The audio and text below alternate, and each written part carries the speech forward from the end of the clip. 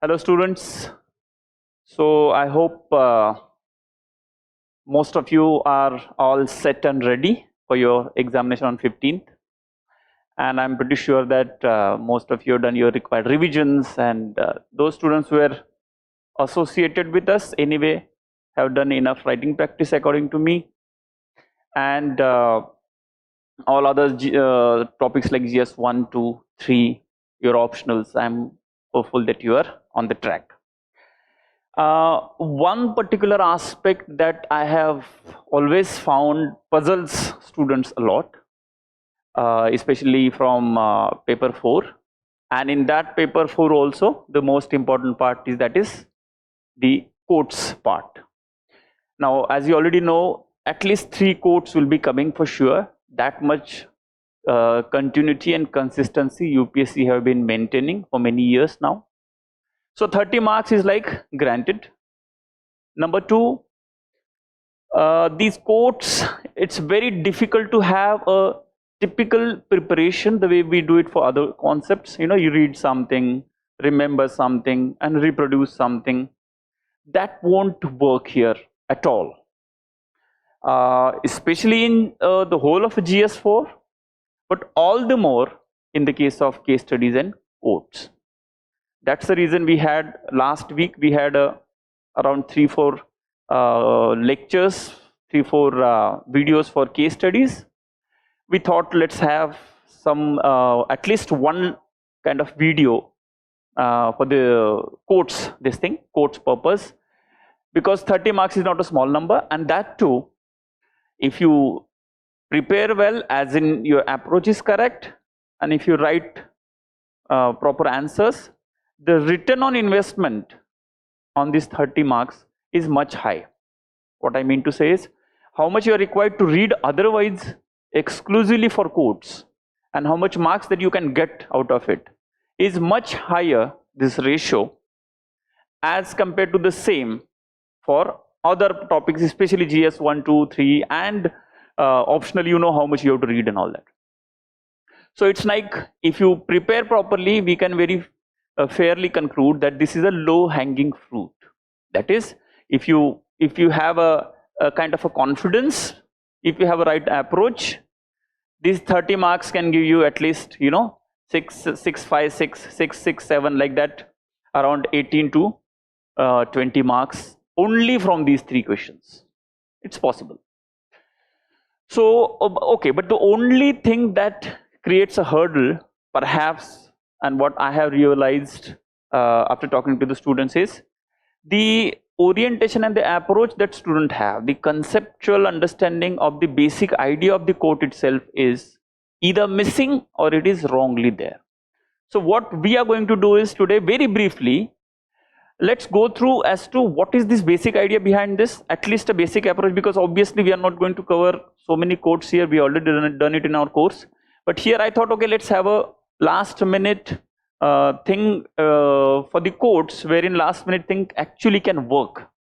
Okay, all other topics it's very difficult to do anything last minute, but in quote it will work, because we need particular approach for this. And if it's slight change in approach, if you can, you know, have an additional 4-5 marks in your ethics, it's a big thing.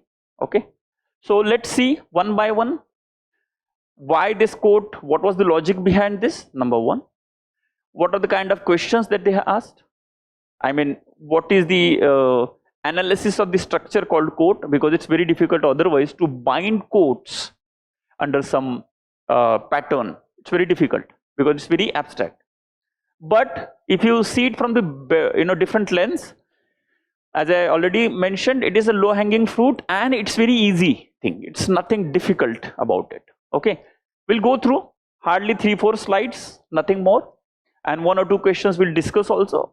You know, that too not very in detail, just to have a hang of things, how you can approach things. It's this particular thing is about approach, not about content. I am sure you would be able to understand why at this moment it's only about approach. It's logical because we can't give content here. Now it's not the time. Okay, so let us see. Now first, why quotes? Okay, this is a very famous quote of Plato. So let's understand why quotes through a very popular quote of a popular personality or philosopher. Until the philosophers are kings, or the kings have the spirit of philosophy, cities will never have rest from their evils. Basically, now this quote itself, let's try to understand what the quote is saying. Until philosophers are kings, or the kings have the spirit of philosophy, means, now here the word philosophy means in-depth understanding, inclination to have in-depth understanding, logical stamina, intellectual stamina, okay, and then broader perspective about things, okay, not thinking about 5 years down the line, perhaps thinking about 20 years down the line, 25 years down the line, okay. So something of that kind of person is called philosopher. Also somebody who is thinking beyond oneself, beyond one's own small group, perhaps family or something, beyond that somebody is thinking, is considered to be a philosopher. So somebody of that kind.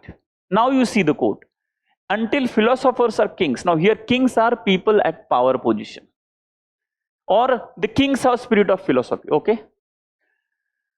Cities will never rest from its evil. Evils is something, evils means bad, problems, issues, okay, negative issues. Like for example, evils means poverty, hunger, corruption and stuff. Now see, now read the quote, you'll understand. Until people with the broadest possible view, in-depth understanding, get into the position of power, or those who are in the position of power get into the spirit of this philosophy, that is in-depth understanding, broader perspective, selflessness. Unless that happens, cities, that means societies, will never have rest from their problems, basically corruption and other stuff. So basically the quote is saying, let's try to make tomorrow's administrators more philosophical.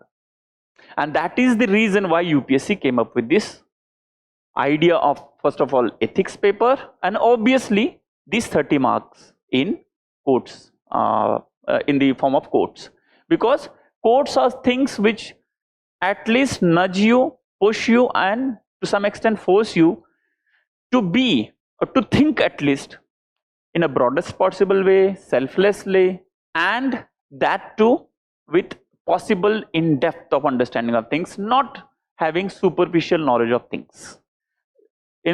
Somebody who values insight, somebody who values proper understanding, analysis, that is the philosopher. And that's why UPSC wants that to happen. That's why this quote itself is what UPSC followed when they decided to come up with this 30 marks dedicated to the quotes. Also is the case in, what is happening in essays, many philosophical quotes are coming. And the whole of paper 4 basically is about, to some extent, pulling out selfless human being that you already are, to pull out that to the surface, where you can actually take decisions when you become administrators on the basis of the broad philosophy. So that is the importance of philosophy, because it brings you to the depth, it improves your maturity, improves your receptivity, your understanding of things, your courage, okay, and your ability to say, ability to oppose if something wrong is happening. That's what the philosopher is, and that's what they are expecting, okay.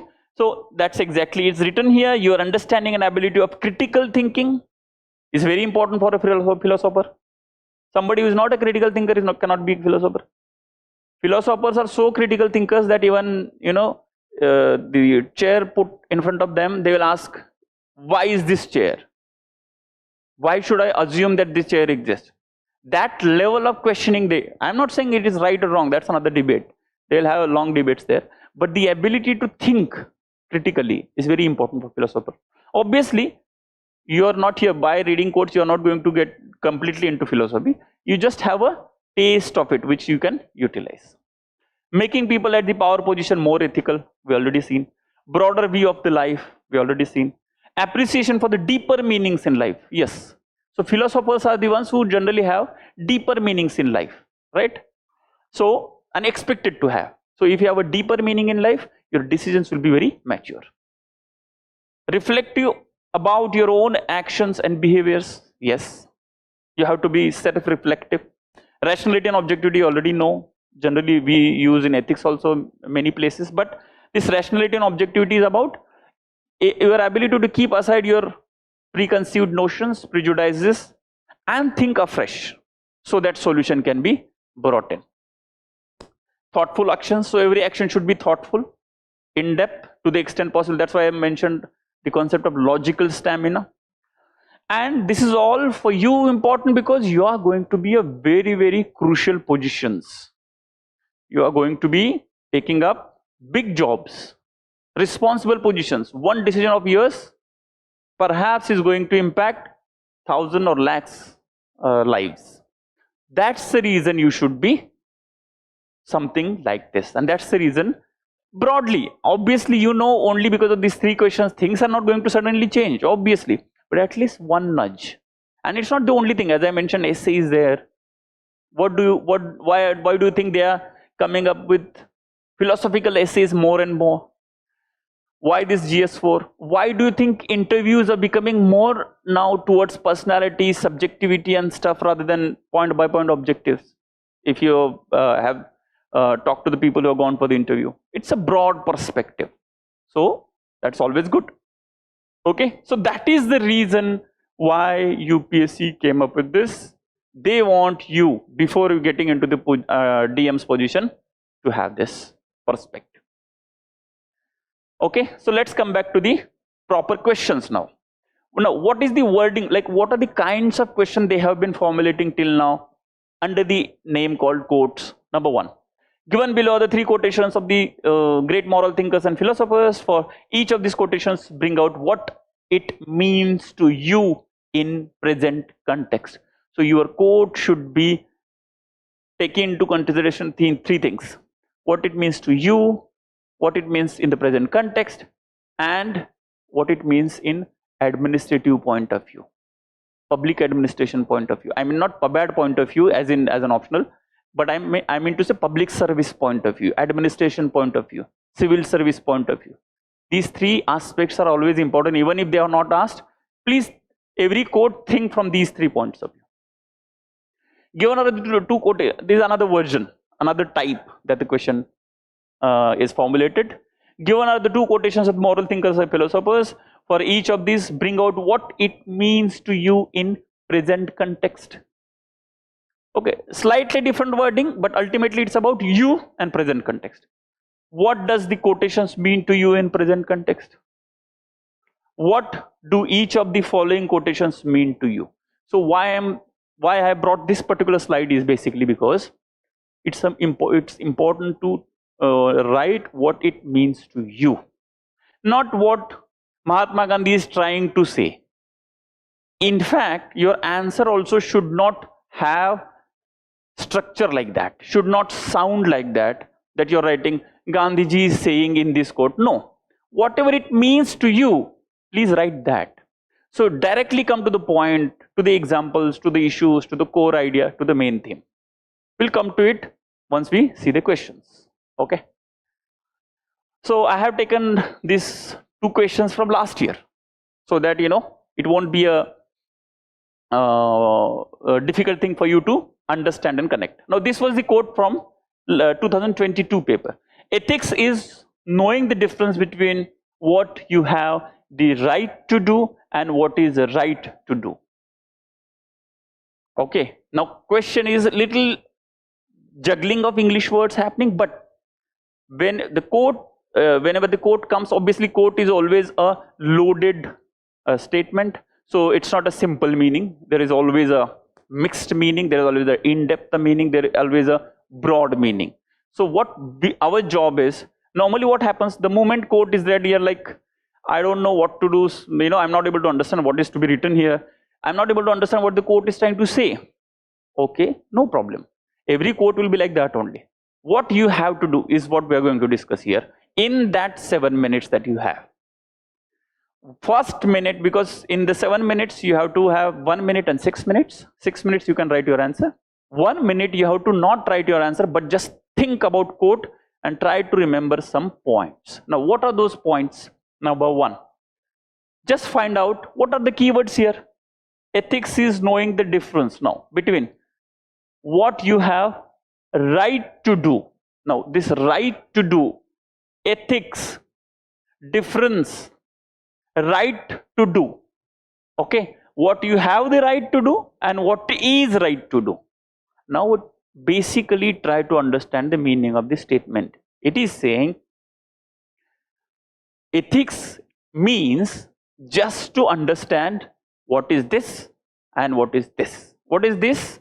This means what all things I can do, what all things that legally and otherwise permitted me to do, what all things if I do nobody can question me, it is my right to do, my entitlement to do, my power to do, it is permitted for me to do, so let me do it. It's like a right, means your privilege, your entitlement, that aspect of right. Second, what is right to do means, now here right means it is moral, right and wrong wala right. So here the right means rights and duties wala right, my right, and here it is right thing to do, means which is not wrong. Now point here is the court is trying to say, Mr. Potter is trying to say that ethics is nothing but just understanding the difference that whatever I am allowed to do and what I am ought to do. Ought to do means it is must for me to do being a human being. It is must for me to do as an ethical person. That is the meaning of the quote. That's exactly should be your introduction. The given quote tries to segregate between two aspects of decision making, wherein one decision depends upon a sense of entitlement or a sense of right, sense of permission, which perhaps is legally permitted, but the other, which is more important, is to understand my moral responsibility to do. So right thing to do or right to do is moral responsibility, and right is my privilege. So basically question is trying to say duty and right, rights and duties. If you understand what is what, you are an ethical person. That's how you can actually take ethical decisions. Very much required, very much relevant in administration, as you already know. We'll see it. So that's how you come to the main theme, and that main theme, central message, whatever you want to call it, that main theme or central message in 1 or 2 lines would be your introduction. That's over. Introduction is over. Then what are the ethical values it is talking about? The values that it is talking about is responsibility, compassion, sense of duty, okay, sense of selflessness. Because now rights means what I want to do, means it is myself, and the other aspect is responsibility. What I should be doing is, it is selfless, it is not me, it is others. So selflessness, okay, that's how one can become ethical. Now then you have to write arguments in the support of the quote. Never try to write arguments against the quote. That is generally a habit of any humanities optional people. We always think that, you know, there has to be some criticism. No space here at all. Instead of that, what you are expected to write is more examples, depictions, manifestations of the same argument. That you can write. Present context.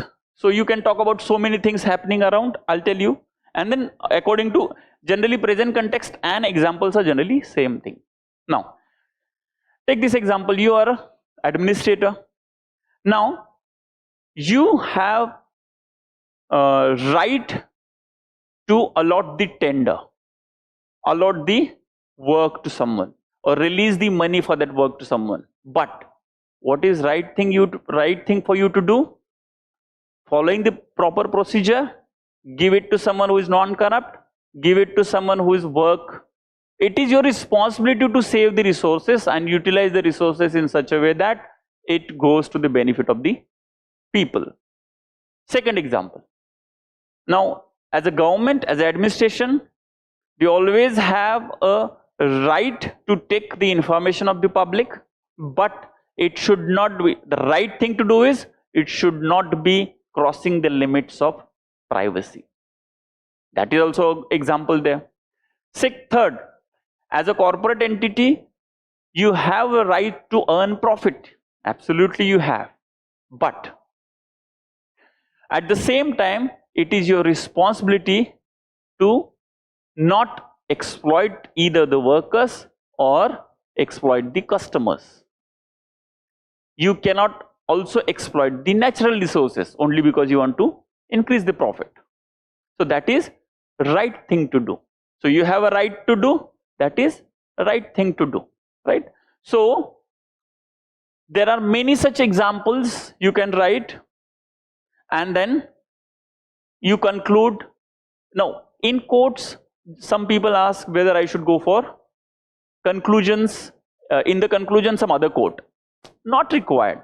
You can, whatever you have written, okay, in the same context, write something that is going to be very relevant as an administrator. Like for example, in the conclusion here, what you can write is that this understanding of difference between this duties and the responsibilities is perhaps the most crucial aspect for anyone to become a most successful, relevant and most efficient civil servant. That's all.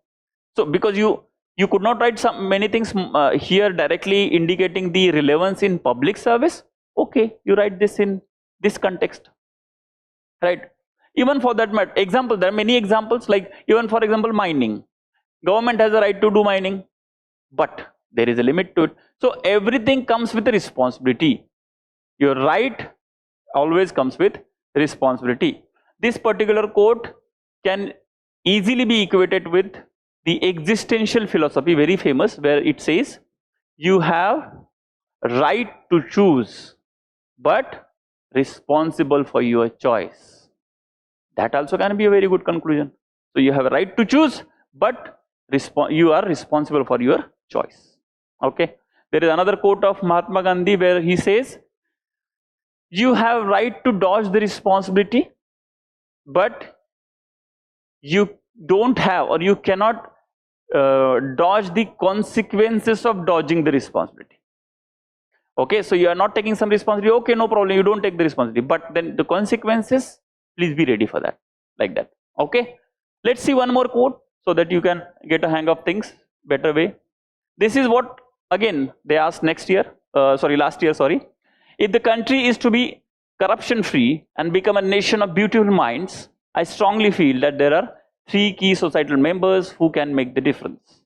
They are father, mother and teacher. By the way, this particular quote got repeated.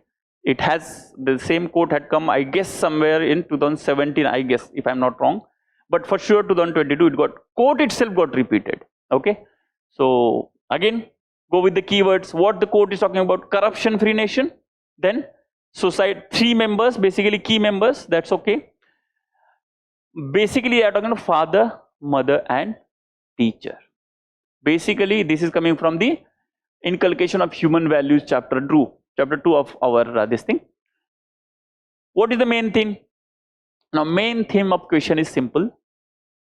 Society's ethical society's ethical fabric is inherently decided by the inculcation of values that society does on the person, and in that inculcation the most crucial role is played by family and the education institutions, that is teacher.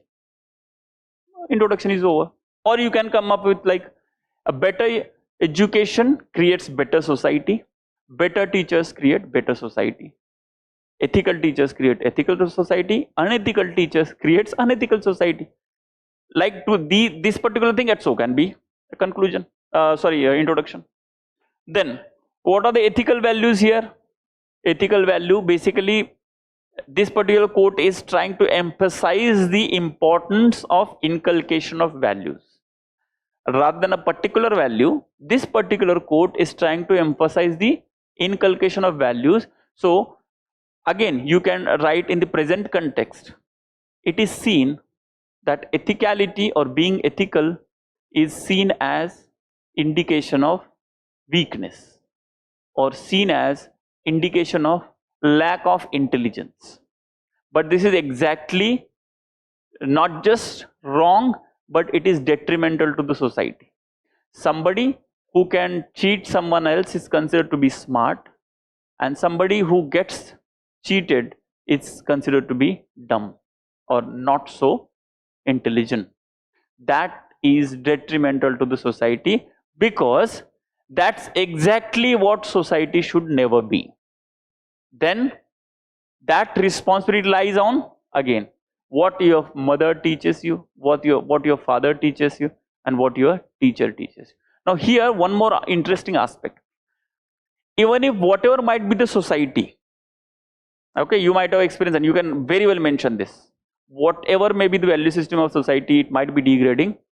No father and no mother would like those unethical and wrong things to be inculcated into their child. You ask anybody, it's not just about bad habits, it's about honesty, dishonesty, everything. No father wants that tomorrow my daughter, my son should be the most corrupt person on the planet. No, nobody wants that. That's the natural phenomena. That is the basic instinct. That's why even if the situation is not so good, responsibility lies with this. Only people that can really do something is mother, father, and teacher. Now teacher basically is because you already know, and classic case is about him. He himself, Honorable APJ Kalam, many places mentioned about what is the role of the teacher. So any teacher, okay, he is not just kind of inculcating values to some people.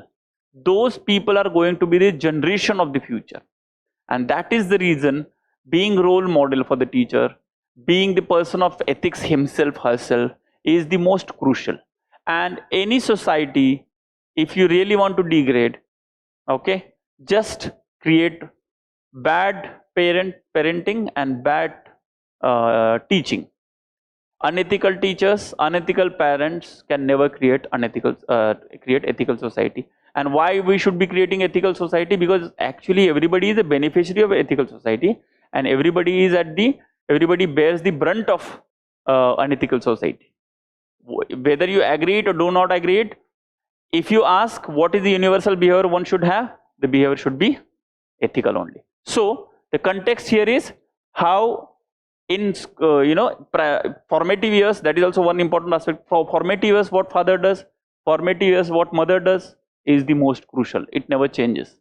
And same is the case with teacher, because his intervention, her intervention is also during formative years. Okay, that's how. And then relevant examples, whatever examples in the context of that you think of this particular aspect, small thing that you yourself might have learned from your teacher, maybe punctuality or discipline. So you learn it from your teacher and you carry it forward. Okay, so these kind of things you can mention to support your arguments. Okay, and in present context you already seen all the quotes. So that's all for this quote. But the point that I was briefly trying to tell you is, whenever you read the quote, first of all, try to understand this quote on a positive connotation. How to do it? Through keywords.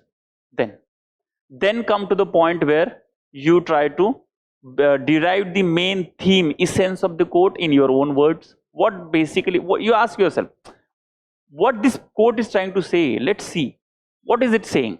Okay, simple. And then that would be your introduction. Then whatever points that the quote has talked about, one by one you mention. You can segregate the answer like that. Here also you can segregate like father, role of mother, role of teacher, 3 subheadings to 2 points. That also is possible.